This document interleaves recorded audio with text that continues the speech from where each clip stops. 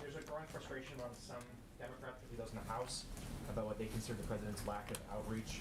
Congresswoman Debbie Dingell, for one, said today that the president has, quote, got to talk to more than 2 senators, meaning Manchin and Sinema. What response does the White House have to the congressman?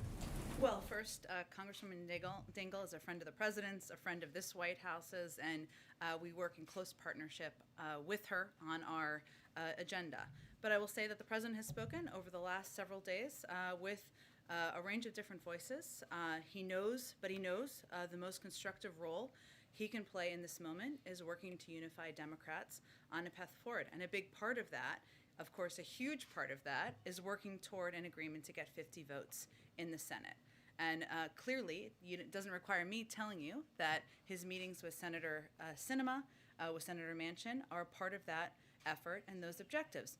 I would note that I just saw Congresswoman Jayapal on television conveying something similar to what I just said, which is that that's a constructive role for him to be playing in this moment. I can also assure you that the president looks forward to speaking with, continuing to work with Congresswoman Dingell and a range of members of the caucus. But right now he's focused on what the most constructive role he can play to move these 2 pieces of legislation forward. I'll let my colleagues follow up on the legislation. 2 other topics. Sure. The rate of new vaccinations right now is as low as it was in July, despite the renewed push from the White House and the new encouragement for vaccine mandates. Are these mandates working?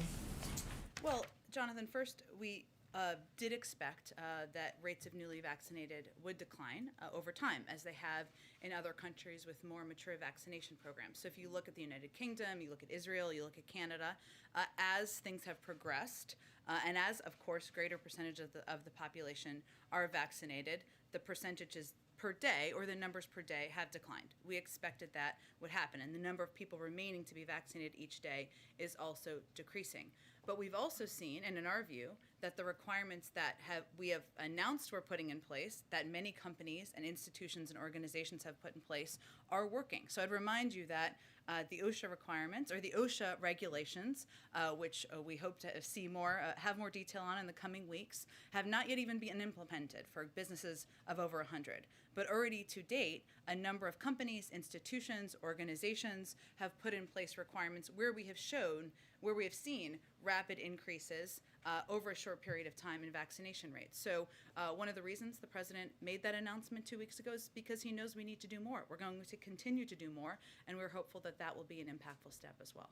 Okay, and last matter, the ATF nominee, David Chipman, gave an interview today in which he said he did not hear from the White House again after being told that he was going to be the nominee until he was told that he wouldn't be the nominee.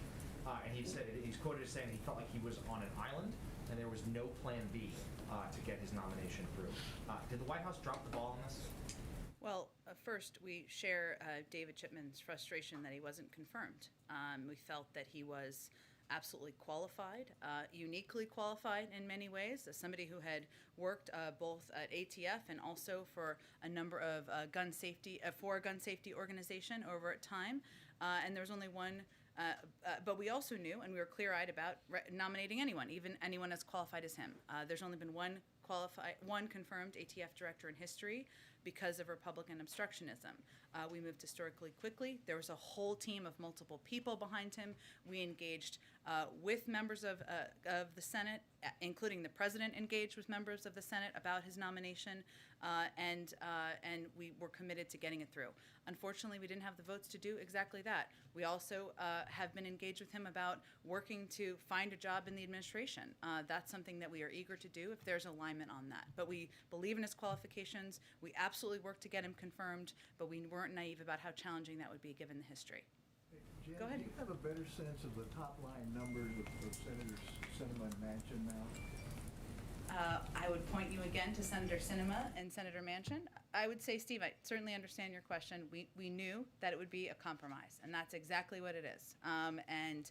As you know, the president has spent a great bit of time, relatively so, but given nothing more precious than the time of the President of the United States over the last 2 days, engaging with each of these senators about the path forward. But I would leave it to them to describe what they're comfortable with. Frustration here that you really don't know what their bottom line is. Well, that's part of the discussion. We don't really have the luxury to be frustrated around here. If you were easily frustrated, it's probably the wrong line of business for you. But I would say the president knew that this would require a range of discussions, negotiations, long conversations. He's obviously been through this before, 36 years in the Senate, 8 years as vice president, and even the success he's had to date as senator getting the American Rescue Plan through. We knew that. Especially at this point in the process, and that's what he's spending the majority of his time doing. Also why he pulled down his trip to Chicago today. Thank you. Sure, go ahead. Have they come to an agreement behind the scenes on a top line number? Again, I'll leave it to them to describe exactly what they're comfortable with and where they sit. But I mean, with the White House, have they come to an agreement on a top line number? What our objective is, Caitlin, is working to determine what the path forward looks like. We knew that would require compromise. We knew that would require negotiation, and sometimes all sides giving a little bit. That's what we've been discussing, but I'm not going to outline private conversations in more detail. Does the president want an agreement on the legislative text by tomorrow? Well, I think you're asking me probably because of Speaker Pelosi's comments, I assume. One, I would say the president trusts the speaker and her assessment of what her caucus needs to win this vote. Our objective here is winning 2 votes, getting these 2 pieces of important legislation across the finish line, because we know the impact they'll have on the American people. We know they'll lower costs for people. We know they will make be a huge down payment toward addressing our climate crisis. They'll lower taxes for 50 million Americans, and he wants to get both done. We certainly trust Speaker Pelosi. We're working in lockstep and around the clock to get both of these pieces of legislation done. I would say it's only 2:46 now. We have lots of time left in the day. It may not feel that way. Lots can happen, and that's what we're working toward. Based on the conversations that he's had with Senator Manchin and Senator Sinema, since we know that there have been plenty of them, does he feel that progressives can trust them to support the bigger package? Well, I can't speak for what members of the Progressive Caucus feel will make them confident about the path forward on reconciliation. Does the president feel that the progressives can trust Manchin and Sinema? I'm not going to speak for what they think they require to get the vote across the finish line.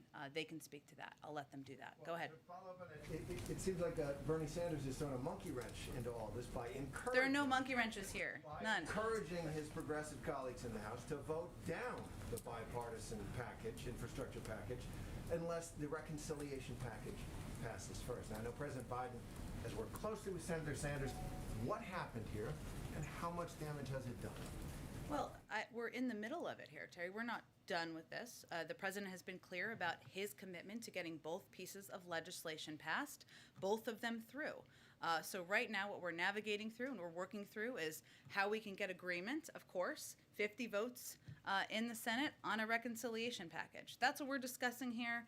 We have to see what senators are comfortable with and if everybody involved is comfortable with it to get enough votes to get it across the finish line. Well, right now, Senator Sanders is telling his progressive colleagues, vote it down. Vote down the bipartisan infrastructure package, kill the whole thing.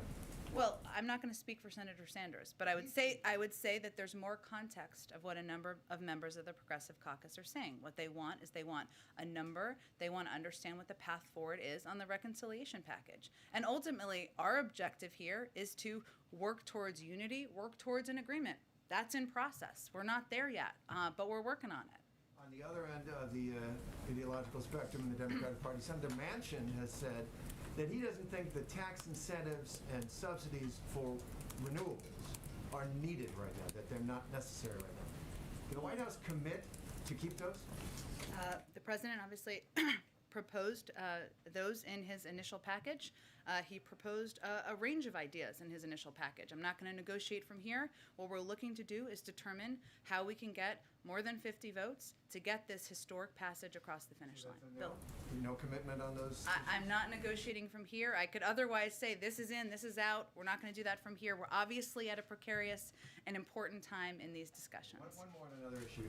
In Iowa and Illinois, thousands of workers for John Deere have voted to authorize a strike when their contract expires tomorrow night, after the company proposed cutting overtime pay, increasing healthcare premiums, and more flexibility to close plants.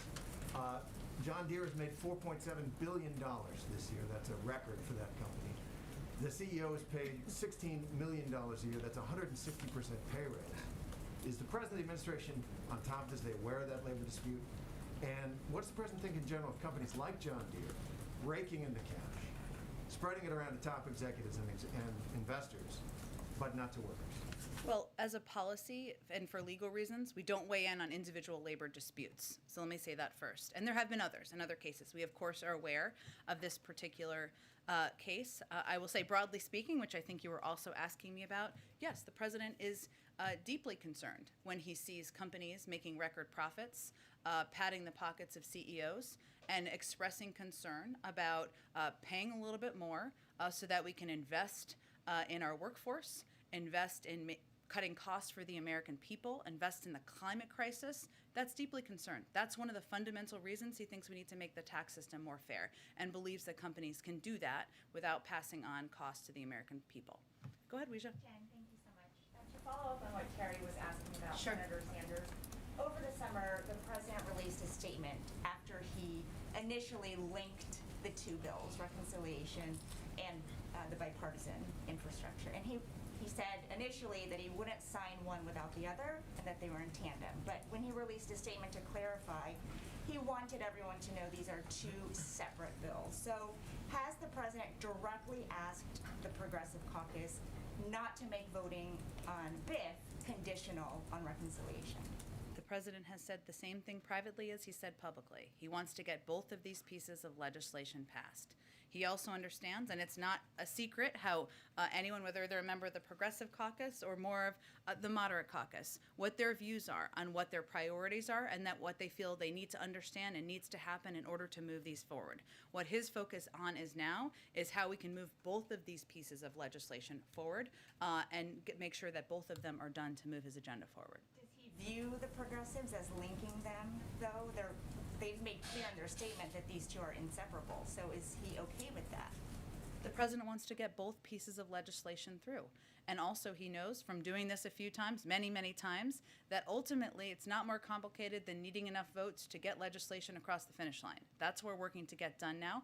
Members of Congress are not wallflowers. They have a range of viewpoints. We listen, we engage, we negotiate, but ultimately there are strong viewpoints, and what we're working to do is get to an agreement where we can move both forward. And as he continues to engage, can you share if he plans to go to the baseball game tonight, or if he plans to head to the Hill himself? We've ruled nothing out, but I have nothing to announce for you at this point in time. I know I've said this many times, but we make a lot of these decisions hour by hour and what would be most constructive to move things forward. And just one more on Afghanistan. Sure. Because the president's military advisors continue to be asked about this today on the Hill. Can you just clarify when the president said, no one said that to me that I can recall, what he meant? Well, Weijia, I think you took just a portion of the transcript of his conversation he had with George Stephanopoulos.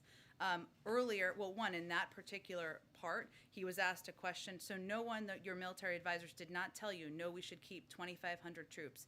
It's been a stable situation for the last several years. We can do that. We can continue to do that. No one was suggesting that over the long term that we could keep 2,500 troops and that would be sustainable over the long term. You heard today Secretary Austin and you heard Chairman Milley convey exactly that. There would be impacts. We would need to increase troop numbers. We would face the threat and a potential war with the Taliban. There could be more casualties. There was not a single option that was presented that did not have risks, major risks, including those, that would maintain the status quo of 2,500 troops over the course of the long term. So it was about sustainability. He was not saying that nobody told him 2,500 should remain.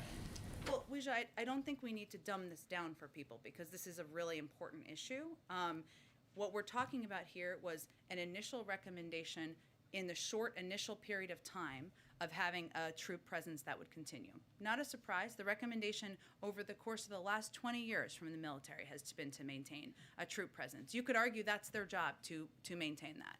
The president's view when making a risk assessment, when reviewing his options, was that he did not want to escalate the number of troops we had in Afghanistan. He did not want to risk losing more troops. He did not want to go back at war with the Taliban. So he evaluated that was not in our national interest. That was the decision he made. I also think it's important to note, which some of the context of this is missing, is that the recommendation is that when they made these recommendations, were made at a time when the collective assumption was that the Afghan security forces would effectively hold off the Taliban for a much longer period of time. Clearly, that was proven to be inaccurate. That was an inaccurate assumption. So there was a recommendation by some of 2,500 troops for a short period of time under the assumption the Afghan National Security Forces would maintain, they would fight, they would be in the lead. They were not. And as Chairman Milley also stated today, we would have needed 5,000 troops alone to protect Bagram, as we were 5,000 troops to protect Bagram alone. And that does not include what would have been needed to hold Kabul. So I think it's important to understand the context here too. Obviously, we know a lot more now than we knew several months ago, and there was no credible option to keep an ongoing presence of 25 troops over the long term. And what's clear now is that it would have been much higher than that, and they conveyed that today. Go ahead. Thanks, Jen. On reconciliation, progressives staked out a new number that we hadn't heard before today. One source told me that anything less than $2.5 trillion would be very tough to swallow. Did the president play a role in getting progressives to toss around a number like that? Well, I would say that we have had about 260, probably more like 300 now engagements with a range of members and their offices over the course of just September, including a range of progressive members and their offices. I think it's pretty clear we're in the middle of a negotiation and that everybody's going to have to give a little. So I will let them speak to what they might be comfortable with, what they'd be comfortable supporting and voting for, but certainly we knew that part of this would be potentially coming down in numbers. And then, can you still cover all of the priorities in the president's bill with a figure that is smaller than 3.5? And are there areas where things could be scaled back that are being looked at right now? One specific one there's been some talk about is community college. Is that an area that's being looked at? And is there maybe something with canceling student debt that could be a remedy for that? Well, Jackie, I'd first say that if Congress wanted to send the president a bill to cancel $10,000 in student debt, he'd happily sign it. That obviously hasn't happened at this point in time. There's plenty of time left in his presidency. I understand why you're asking. Yes, it would require some numbers coming down, just the math, the pure math. Should the number be lower than 3.5? And obviously, negotiating the number is part of what's happening at this point in time. But right now, they're also talking about what that looks like and what would be impacted. That's a live conversation, so I'm just not in a position to get into more detail from here. So, since the parliamentarians struck immigration out of this, Yeah. is there a new plan to address that in a different sort of immigration push? And part of that, is there anything new on the border that the president's going to tie into that? Into the reconciliation package? Well, no, because the reconciliation package cannot include the immigration Right. provisions that were part of that. Is there Sure. going to be some different push? Well, maybe it will prompt a greater push on the Hill for comprehensive immigration reform. I mean, I think this news just came out from the parliamentarian just a couple of hours ago, or maybe even less time than that. And certainly it's a reflection of the fact that senators went back to look for another option that could be accepted by the parliamentarian. But these members have indicated that they are committed to getting immigration reform done. We are committed to getting immigration reform done. This, I expect, would renew a look for what the vehicles and options may be. Go ahead, Kelly. How would you describe the president's view right now about the trust factor within the Democratic Party? There seems to be a lot of public venting of concern about broken promises and not being certain from some members about what the end game looks like. What's the president's sense of the state of trust within the party right now? I think the president, and we all understand this to be an expected part of the process at this moment in time. Members have strong feelings about what their priorities are, what they want to be included in historic pieces of legislation. We understand that. I mean, they ran for office to come and get things done for their constituents, to fight for particular issues that are important to them, whether it's childcare, the child tax credit, community college, climate, and we're seeing that play out. Some also have strong views about what should not be in a package. So we understand that Many members are looking to know and have confidence in their priorities moving forward. That's what we're seeing play out now. I don't know that the president has an assessment of trust. He just wants to be an arbiter between all the members, key components of the party on how we can get this done and move it forward. And how are you advising him of what the sort of the end phase of this will look like? Should we expect to see the president more publicly talking about these issues? Will we see him, in a more front stage role? So since you can't talk about the negotiating behind the scenes, what tea leaves should we be looking for to signal where this is going to finally, the plane be landed at some point? You mean in advance of something passing or after something passing? Yeah, before. Before. Look, I think it's important for people to remember. I mean, the president announced these bills or announced these proposals back in the spring. Big major speeches he gave. He's spoken about it dozens of times publicly. We've sent the cabinet out through the course of August to also make the case. I think what you're going to continue to see for this moment of time, Kelly, is a lot of these private conversations and discussions with a range of members about how to move things forward. And yes, he's the first to tell you that we need to continue to communicate with the American public about what's in these packages. But if we're talking about this period of time, over the next 24 hours or so, I would expect you'd see him continue private conversations, and that's how he'll spend his time. Go ahead. Yes, thanks, Jen. How confident is the White House at this point of a vote on infrastructure tomorrow, or do you think that could slip into next week? Have you gotten any assurances? Or? Well, this is why we all came to Washington. It's like an episode of a TV show. I'm not in a position to look in a crystal ball here. Which TV show? Maybe The West Wing, if something good happens. Maybe Veep, if not. I'm not sure. I will assess tomorrow where we stand. In all seriousness, Catherine, we're not in a position. I said before it was 2:46. It's 3 o'clock now. Expect our team, the president, just to give you an update, is going to be working around the clock the rest of the today, overnight, into tomorrow morning. And we're going to be working in lockstep with Speaker Pelosi. He trusts her implicitly. He knows that she knows what her caucus needs. There's a shared commitment to winning this vote. But right now, I just can't look into a crystal ball quite yet. And General Milley, does President Biden still have confidence in him and his role, given his conversations with the press that he talked about? If he spoke about President Trump, will he speak in the same way about President Biden? I would say first, he absolutely has confidence in Chairman Milley. He's worked side by side with him over the last 9 months through clearly some difficult times, difficult decisions in his presidency. He has a different relationship with Chairman Milley than I expect President Trump did. I can't speak to that relationship, but he does have trust in him. And one really quickly, Alabama's governor wants to use COVID relief dollars to build new prisons in the state.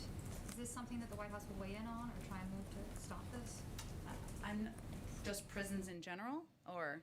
The reporting is that they're looking to build prisons. I would be surprised if that was the intention of the funding, but I'm happy to check with our COVID team and see what the parameters are on that.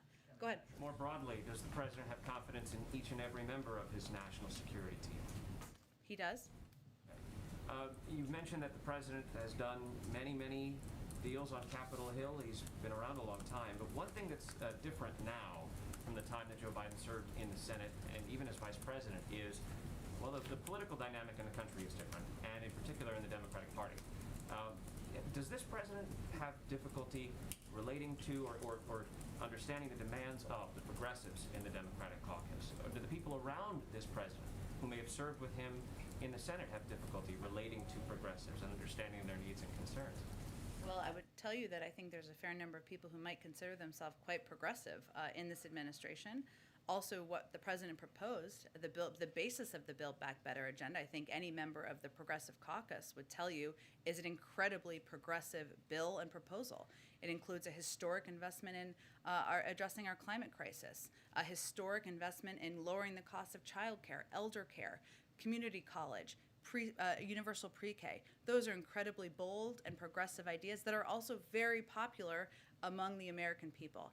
So I think that kind of tells you how aligned the president is with a number of the progressive members' objectives. But in this moment where he needs their support for his other priorities that have already passed the Senate, how's he working to cajole them, twist their arms, trade horses? Is he having difficulty getting that done? I don't think that's an accurate depiction of what's happening right now. And again, I'd just point to the comments of Congresswoman Jayapal on television. Everybody knows here, and we can convey to the American public accurately, that what's happening here is the members of the Progressive Caucus want to have an understanding of the path forward on the reconciliation package. They have stated that publicly. You know why? Because they think it's a historic progressive package that will make bold changes into addressing our climate crisis, into lowering costs for the American people, bringing more women back into the workplace. They want to know that there is going to be support for that package moving forward in the Senate, and that it will get passed. That's what's happening right now. The role the president is playing is working to get 50 votes in the Senate. That's a role it sounds like they're happy to have him play. Go ahead. If he does go to the Hill tomorrow, do you think he would meet with all Democrats or just a few? Would he meet with Republicans? We'll see. The day is young. I'll just keep saying that. That's the theme of the day. On the debt ceiling, have there been any serious discussions in the White House about alternative options to raising the debt ceiling? Any discussions about Plan B? No. The only option here is having this pass through Congress. That's what we're working to get done. Thanks, Jen. You said that he trusts Pelosi implicitly, and earlier today she said that they need, for this to go forward tomorrow, they need legislative language that the president can accept. Shortly after that, Manchin said that's not going to happen. Who's right? I mean, Well, is I'm it not sure. possible to I'm have not sure that those get- are. I'm not I sure. guess what I'm asking is, does the White House think it's possible to get legislative language for tomorrow if that's what Pelosi says she needs? We'll see. Okay, another question. A lot of progressives' frustration is focused on Kristen Sinema. Do you feel that, does the president have a sense of whether she actually wants a package, a reconciliation package to go forward or not? Our sense is she does. She does. Okay. And she wants to do it this year. That's our sense. Okay. Go ahead. Thank you, Jen. Just wanted to go back to a question Jonathan asked Sure. about the OSHA rule Yeah. and mandates. You had said it would be a few weeks just now. When it was announced a few weeks ago, it was going to take a few weeks. So are you signaling a delay of any kind of that rule? No, we never gave an exact timeline. So maybe we should have been more specific at the time. Obviously, it takes some time, and we want to make sure when we put these out, they're clear and they provide guidance necessary to businesses. So how many weeks then are you expecting? I can't give you a timeline. OSHA's working on them, but obviously, hopefully we'll know more in the coming weeks. And I have a question on the governor's race. When the president's legislation and his performance was invoked in a debate last night, does the White House see the Virginia race as a referendum on the president's agenda? I don't think we see it that way. I would say, one, the president is a big supporter of the governors, former governors, I should say, as he stated publicly, and you saw him campaign for him several months ago. Obviously, I would note that he's also been campaigning on a number of components of the president's Build Back Better agenda and the president's initiatives he's working through Congress. So obviously, if people support that agenda, maybe they'll support what Terry McAuliffe is running for, but races are always a little bit more complicated than that. Yeah, I mean, McAuliffe has said to us that the president's agenda is a huge factor in his Sure. race. Does that square with? Sure, we'd agree with that. All I'm conveying, and I obviously have limitations on how much political analysis, or little to none would be what the lawyers would tell me I can do from here. But clearly, and we would agree, he is running on and lifting up a number of key components of the president's Build Back Better agenda. And that is something that he agrees with. He's clearly stated he thinks would be good for the people of Virginia. We agree. It's also true there's lots of dynamics in political races. And then you had just mentioned that today is a precarious day for the president. Can you expand on that a little bit, what you meant by precarious? Well, what I mean by that is that you've all asked me some very good and excellent questions about what's going to happen tomorrow, and I can't give you a concrete prediction of that. So I think that's why I said that. Go ahead. Sort of following on that last exchange, you have called, other people obviously have called today, this sort of moment that we're in this week, a pivotal moment for regular Americans who don't sort of understand the sort of nuts and bolts of the process here. Why is tomorrow a deadline?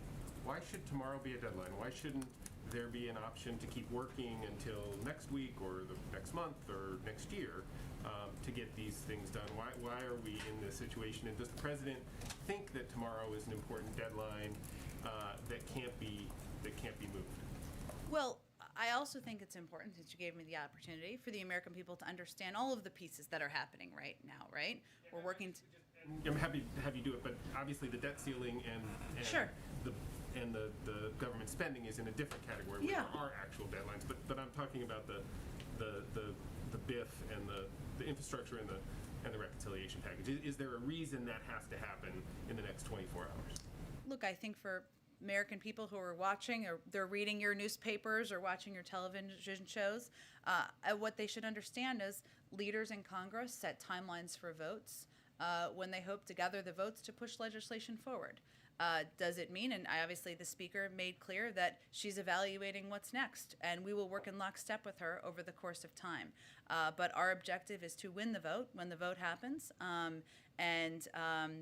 No, there's not. I think what she has spoken to, which I would point to, is the expiration of the surface transportation bill, which certainly does happen tomorrow, and something that Speaker Pelosi has alluded to. But, we're hard at work. We're working to get this agenda done.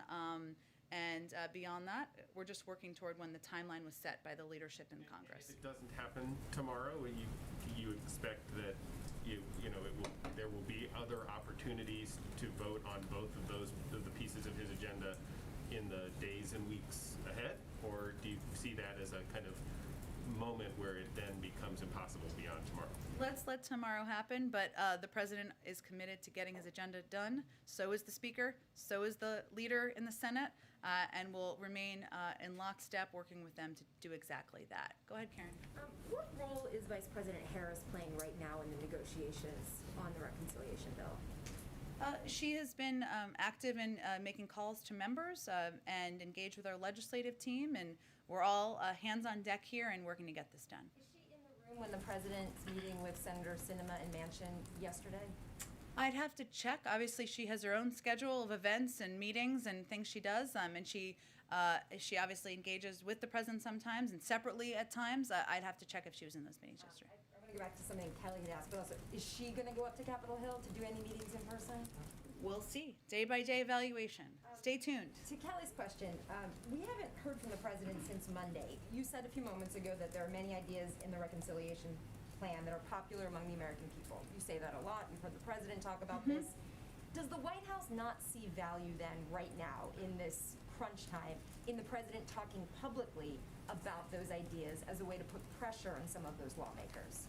Well, these ideas are already very popular, thanks to all the work that's been done and thanks to the fact that when they were proposed, they were meeting huge needs that the American people had been talking about for some time, including addressing the cost of childcare, of elder care, of college, of preschool for families, of addressing the climate crisis, of rebuilding our roads, our railways, and our bridges. These are things the American people, regardless of the political party, support and continue to support at huge majorities in most cases. So there's nothing more valuable, as I said earlier, than the president's time. And right now, the best way we can use his time is to have these conversations with members at this pivotal time, to get things across the finish line. I promise you he will be out there talking about these policies and these initiatives, how they help people, how they lower costs for the American public in the weeks ahead. But in this moment, we had to make an evaluation of the best way to use his time.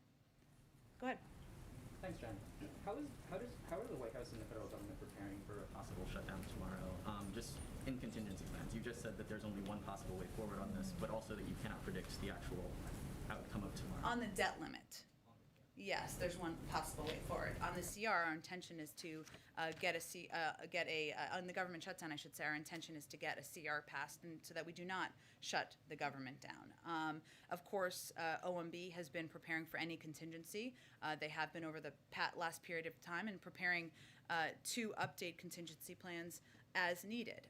And we know, and one of the reasons we want to absolutely avoid a shutdown is that they are costly, disruptive, and damaging.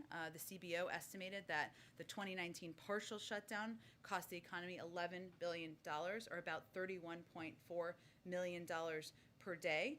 And what's more, that cost estimate doesn't even include other harmful effects, including more than 6,000 firefighters battling ongoing wildfires wildfires would not receive a paycheck. About 43% of HHS employees and 60% of IRS employees would be furloughed. Some Americans attempting to secure an FHA loan could face unnecessary delays. Veterans would face additional unnecessary delays in assessing some crucial services. There's many more examples of what the impact would be, even as we have worked to minimize it and worked, of course, our objective is to ensure we avoid it. And then yesterday, Tesla CEO Elon Musk said that the government should avoid regulating cryptocurrency at all. This comes just as after last week, the Chinese Communist Party banned all cryptocurrency in the country. The Biden administration and Congress have obviously included some crypto provisions in the infrastructure bill itself. What is your view of, or the White House's view, I guess, of regulating cryptocurrency at the moment? And what are your reactions to, I guess, Musk's comments? I don't have any reaction to his comments. They don't impact our policy, I would say. I guess that's my reaction. But beyond that, obviously, the regulation of cryptocurrency is up to the Treasury Department, Congress. I'll leave it to them to speak to it. Go ahead. Thank you, Jen. I have two questions. The first is on reconciliation. You've said ever since this package was unveiled that the number would come down, it would be a compromise. But earlier this week, Speaker Pelosi told her caucus that they're rushed now because she only last week found out that the $3.5 trillion number was not viable. So what got lost in translation there? Nothing. That's what happens in the end stages of a negotiation and a discussion. And what Speaker Pelosi is evaluating and has been is the same what we have been evaluating. How can you get enough votes to get a piece of legislation passed? And ultimately, you need the majority. And as the Speaker of the House and the leader of the Democratic caucus, that's part of her job. But was she not under the impression, as it appears the White House was, that the number would have to come down in order to secure those votes? Well, we've always said there would be a compromise. There would need to be. And I would leave it to her to speak to what she felt was necessary. But I think it's also pretty standard in the last 10 days or 2 weeks of a discussion or negotiation for people's positions, their bottom lines, including within a caucus, to be clarified. And then on the debt ceiling, you've said that the president has engaged hundreds of times with lawmakers on these legislative packages on reconciliation and on infrastructure, but that is trillions of dollars in new government programs. And I'm wondering what the rationale was to negotiate all of these new packages before there was a deal to raise the debt limit to pay for existing government spending. Well, I'm glad you said that, because there's some confusion about that sometimes, not from you, but none of the discussion about the debt ceiling has anything to do with the discussion about additional programs. Look, I think the president's view and our view has been the debt ceiling has been raised 80 times in a bipartisan fashion over the course of history, including 3 times during the prior administration, even right after the passing of $2 trillion in tax cuts that were not paid for. So in his view, this is something that has been done in a bipartisan manner. It should be something that is not political, because everybody should believe that we need to protect the full faith and credit of the United States. And we're disappointed that that's not the view shared by Republicans right now. And at what point will the White House and the Treasury Department and members of Democratic leadership chart a different path? At what point will it become clear whether you're going to get 10 Republican votes or not? Well, we're working on options now. You've obviously seen Leader Schumer look to move forward with Democrats. We're being blocked on that effort currently by Senator McConnell. I almost demoted him by accident. By Senator McConnell, by Senator Cruz, and others. And what's so absurd about this is that these are individuals, especially Senator McConnell, who have made very clear in the past about their concerns and the risks of the U.S. government defaulting. This is why it's never happened in the past. It would have a huge, devastating impact on our economy. He knows that. He stated that publicly. He still won't vote for it, and he still is trying to stop us from raising the debt limit. If that's not politics, I don't know what is. But the debt limit was last raised 2 years ago, so should some of these conversations have started earlier to avoid being in this crunch time with 3 weeks left? Well, again, I think it often goes down to the wire, especially with the debt limit, especially with basically almost any piece of legislation. It is something that has happened in the past in a bipartisan manner, and obviously that would have been our preference. Go ahead. Was the president surprised that Senator McConnell has taken this tact with the debt limit? Surprised is an interesting way to phrase the question. I understand it. Look, I think he's disappointed, more than surprised, and that's because he's someone that obviously he has known for a long time. he's worked with on legislation and on initiatives in the past. There are obviously clear areas of strong disagreement, and that's okay. The president's clear-eyed about that as well. But at the end of the day, protecting the full faith and credit of the United States, ensuring we're paying our bills, ensuring we're not going to have a devastating impact on American families, we're not going to see the markets drop, is something that there should be bipartisan support for, and there has been historically. So, disappointed. Go ahead. Given how things have gone with companies putting vaccine mandates in place, does the White House view this as a positive sign for how its own mandates for federal workers and larger companies is going to be treated? We do. We see it as a good sign and as a model. And there have been, some of these companies have been much bigger, larger companies where they have effectively implemented these mandates and requirements. And for the most part, we have not seen a mass exodus of employees. Yes, individuals have decided not to get vaccinated and then have therefore no longer been employed. That's nobody's preference. But for the most part, we've seen an increase in vaccinations in these companies, which makes workplaces more healthier, right? People feel more confident in these workplaces. Is also good for the economy, which is something that Goldman Sachs predicted, that the country would see a positive impact on employment as a result of the president's policy. We're seeing that in companies. A lot of these CEOs have spoken to that. Mark Zandi, chief economist at Moody's, said the evidence across the countries is that more vaccinations means fewer infections, hospitalizations, and deaths, which in turn means a stronger economy. Justin Wolfers, economist at the University of Michigan, said, viewing Biden's vaccine mandate as simply economic policy, it's surely the cheapest and most powerful economic stimulus ever enacted. So we have seen in a lot of places, and let me just give you an example because it's a really good one. United Airlines is obviously a huge company, 67,000 employees. They lost 593 employees, or decided not to get vaccinated, less than 1%. They're at a very high vaccination rate. That's a good sign, and we're seeing that in many companies across the country. At the same time, the president's poll numbers on COVID have dropped. Is the White House concerned about that? How does it plan to address that issue, specifically because having people trust his opinion on this is a big question, people following public health guidelines? Well, we think it's more a reflection of people being sick and tired of COVID. Tired, some of that is a reflection of people who are vaccinated being frustrated that there is still a percentage of the population who are not vaccinated, and that's impacting their daily lives. There was an assumption several months ago, before the rise of Delta, that we would be over and through it and back to normal at this point in time, and we're not. And that's frustrating, and that's impacting people. Ultimately, as the president has said many times, the buck stops with him. The way to solve it is to continue to get more people vaccinated, get people's lives returning back to normal, and that's what we're working on every day. Go ahead. Thank you. One on Afghanistan, one on Haiti. First of all, 12 Democratic senators are asking the president to establish 2 leadership positions, one in the presidency and one at state, to deal specifically with the humanitarian crisis in Afghanistan. And implied in that request is that, there's more to be done than just resettling Americans, and that the White House still has unfinished business or maybe hasn't done it properly. So I guess I would just ask, what do you make of that request and of that allegation? We agree that there's more work to be done in Afghanistan, it's important and imperative that humanitarian assistance is able to reach the people of Afghanistan.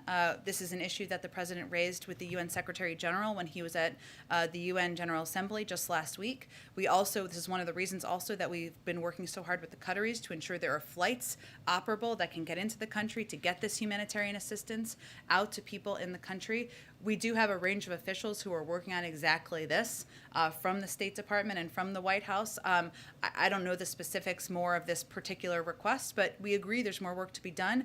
We have staff who are committed to doing exactly that.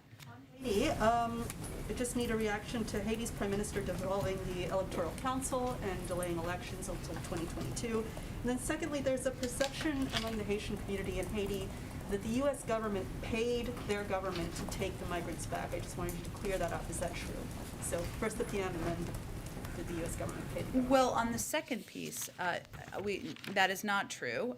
We, of course, have been providing a broad range of humanitarian assistance, and I don't know if that's what the analysis is based on. Hard to know. And we are going to continue to support leaders in Haiti including with humanitarian assistance, with security assistance.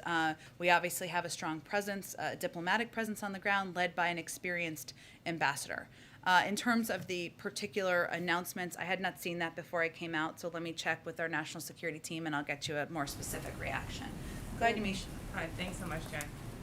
Representative Ocasio-Cortez just said that the most helpful thing President Biden could do would be to, quote, say we're going to pass these bills at once. That eliminates the infighting. Is the president willing to do that? And if not, why not? The president is working in lockstep with Speaker Pelosi, the leader of the Democratic caucus, about how to get both of these pieces of legislation forward. We know there's a range of ideas. We welcome those, but we also trust Speaker Pelosi's ability to count votes. So just to be sure, the president is sort of uncomfortable with saying, we're just going to tie these two bills together and sort of... The president's uncomfortable with none of that. What the president's objective, though, is to get the pieces of legislation done. And while we appreciate the Congresswoman's ideas, the leader and the Speaker of the House and leader of the caucus probably has the best sense of how to get these things done. And I was talking to a lawmaker yesterday who called the president the closer. I wonder if the president himself sees himself that way. Does he see his role as being the closer here? Well, I would say at this point in time, what his focus is on, I'll let other people label it and give baseball analogies should they choose. Would welcome those. But you know, the president's focus is on, yes, unifying the caucus, resolving disagreements, reminding people of what's at stake here, what we're trying to do here, which is address the climate crisis, lower costs for the American people, cut taxes for 50 million Americans, 4 million small businesses. Yes, there's disagreements, important to litigate and talk about in here and in Congress, but ultimately to the American people, they want relief. They want more breathing room. He's reminding people of that, and yes, he's also somebody who's been through a few of these battles, fights, litigations, negotiations before, and that's what he's working to get done, to close it. One last question, which is, the White House staffers are going over to the Hill, or have gone over to the Hill to meet with Senator Sinema. Is there anything to take away from the optics of that? There are some who are reading into the fact that the White House is going to the Capitol Hill instead of the senator coming here. What do you make of that? We go up there a lot. I know people don't focus on it all the time, but as anyone who knows our legislative team, many of you do, can attest, most of them came from Capitol Hill, a lot of them recently. They know these senators, they know these members, they know these offices. It's a quick cab ride, happy to do it, and not a big deal at all on our end. Okay, go ahead. Jen, I have something else, but a quick point of clarification in response to what you said to Chris when he asked you about the president's poll numbers in COVID. Yeah. You said that the way to solve it is to continue to get people vaccinated, get people's lives back to normal, and that's what we're working on every day. Did you mean by that that's part of the way to bring the president's poll numbers up on that issue? Yeah. I mean, what we're talking about here is people's frustration around COVID and that they're still living through difficult times. Life is not, they're still worried about their kids going to school. They're worried about vaccine requirements in workplaces and wanting to know that they're safe. They're worried about their grandparents. That's frustrating. That's hard. That's emotionally exhausting. We recognize that. The best thing we can do is to continue to plow ahead, work to get more people vaccinated, more companies implementing mandates, and do more to get the pandemic under control. Sure, and speaking on the companies and the mandates, I hear what you're saying on the coming weeks in OSHA, but for businesses who are looking at this and wondering when they reasonably can expect that this rule will go into effect, should they interpret coming weeks as sometime this year? What should they make of that? Yes, they should, but they should also know and understand that we're working to ensure that these rules, regulations provide as much clarity as possible. There will still be questions. Every business is dealing with different challenges, but that's what they're working toward, and that's what their objective is. And then on a final note, the president received his booster shot Yes. on Monday. For Americans who are weighing whether or not they should get a booster shot, how's the president feeling? Did he have any side effects? He's been feeling great. He's been so busy working and meeting with all these senators. I haven't even had the chance to ask him if he's had any side effects, but he's been working full days and has been feeling good post-booster shot. Go ahead. Since the infrastructure bill spending won't really impact the economy for about another 9 months at earliest, would the reconciliation bill be enough to prevent a winter recession if the Democrats agree to the Manchin-Sinema $1.5 trillion over 10-year proposal? I don't think anyone's projecting a winter recession. OECD is not, the Federal Reserve is not, our economists are not, in large part because of the plans we've already put in place. We've had historic growth that's doubled, the projections have doubled over what they were just passed in this past December. What these bills are designed to do is help address challenges over actually the long term. They're intentionally designed that way, to address inflation over the long term, to address rising costs over the long term, to address some of the challenges people face, whether it's childcare, elder care, the cost of college over the long term, to address the climate crisis. So that's exactly how these pieces of legislation are designed. They're not designed to inject immediate stimulus into the economy. And lastly, what is the president's message to, especially the Black community, where 1/3 of over those 65 and older depend on Social Security for more than 90% of their income? When it talks to him, when you talked about earlier, there will not be a government shutdown. What is his message to that community who's saying, what's going to happen if I don't get my check? Our message to that community is we hear you, and that's why we absolutely want to prevent a shutdown. I will say that there are impacts, so let me give you actually information on this. We are working to prevent this, but just for anybody who has any level of insecurity about this, which I understand is many people. One moment.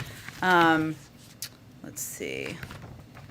So, I know Social Security beneficiaries will continue receiving their benefits, even if the government shut down. That's important for people to fully understand.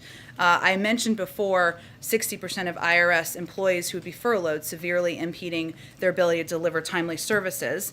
That includes things like answering taxpayer questions, resolving compliance issues quickly, but we expect IRS will still be able to continue processing tax refunds, providing the child tax credit. So, it's never ideal it's not ideal to have employees furloughed because it reduces the ability to quickly do services, but there are certain components of the federal government services that are protected even if there is a shutdown. Okay, thanks everyone. See you tomorrow. The president calls himself an eternal optimist. Is he optimistic he can flip any votes in the Senate? He's always an optimist, Brian. Can he Always. flip any Republicans in the Senate, though? Well, that's